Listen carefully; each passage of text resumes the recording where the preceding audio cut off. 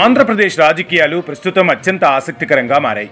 రాబోయే ఎన్నికల లక్ష్యంగా రాజకీయ పార్టీలు తమ వ్యూహాలకు పదును పెడుతున్నాయి. ఇటీవల ఎన్నికల్లో తెలుగుదేశం కూటమి ఘన విజయం సాధించడానికి కాపు, కమ్మ సామాజిక వర్గాల మద్దతుతో పాటు బీసీల అండ కూడా ప్రధాన కారణమైంది. మరోవైపు వైఎస్ఆర్ కాంగ్రెస్ పార్టీకి సాంప్రదాయకంగా రెడ్డి, దళిత ఓటు బ్యాంక్ బలంగా ఉంది. అయితే మొన్నటి ఎన్నికల్లో ఈ వర్గాల్లో వచ్చిన చిన్నపాటి చీలిక కూడా పార్టీ పరాజయానికి ఒక కారణంగా విశ్లేషిస్తున్నారు. ఆంధ్రప్రదేశ్లో ఏ పార్టీ అధికారంలోకి రావాలన్నా కాపు సామాజిక వర్గ మద్దతు అత్యంత కీలకం. ఈ నేపథ్యంలో వైసీపీ ఇప్పుడు కాపు ఓట్లలో చీలిక తేవాలని, తద్వారా రాజకీయ ప్రయోజనం పొందాలని చూస్తున్నట్లు తెలుస్తోంది. సరిగ్గా ఇలాంటి సమయంలోనే దళిత వర్గానికి చెందిన ఐపీఎస్ అధికారి సునీల్ కుమార్ చేసిన ప్రకటన రాష్ట్ర రాజకీయాల్లో కొత్త చర్చకు దారితీసింది. దళిత మహాసభల కార్యక్రమంలో పాల్గొన్న ఆయన కాపులు, దళితులు చేతులు కలిపితే రాజ్యాధికారం తప్పకుండా దక్కుతోందని వ్యాఖ్యానించారు.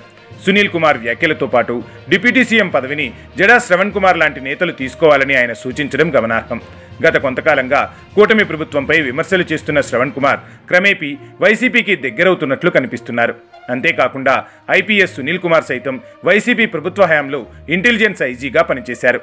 ఈ ఇద్దరి ప్రముఖుల ప్రస్తావన కాపు, దళిత ఐక్యత పిలుపు వెనుక వైసీపీ ప్రయోజనాలు ఉన్నాయనేది విశ్లేషకుల అభిప్రాయం.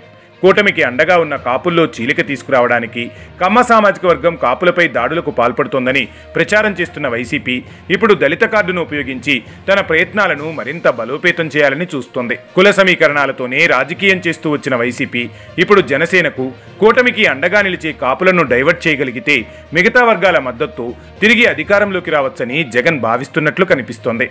గతంలో తెలుగుదేశం పార్టీ హయాంలో ఉన్న కాపు రిజర్వేషన్ ఉద్యమం వైసీపీ వచ్చాక ఆగిపోవడం, ఇప్పుడు కాపు, దళిత ఐక్యత డిమాండ్ తెరపైకి రావడం వెనుక బలమైన రాజకీయ ఎత్తుగడ దాగి ఉంది.